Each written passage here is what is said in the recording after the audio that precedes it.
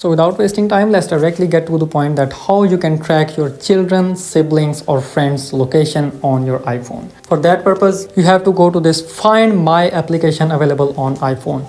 And if you don't see this application, you have to go to App Store and after that search that Find My application and install it.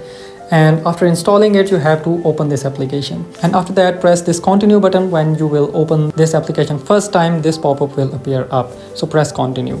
And here you can see I have added some friends and I can track and see their location, that where are they residing at this moment. And now for adding more friends, siblings or children, you have to tap on this plus button available next to the people button.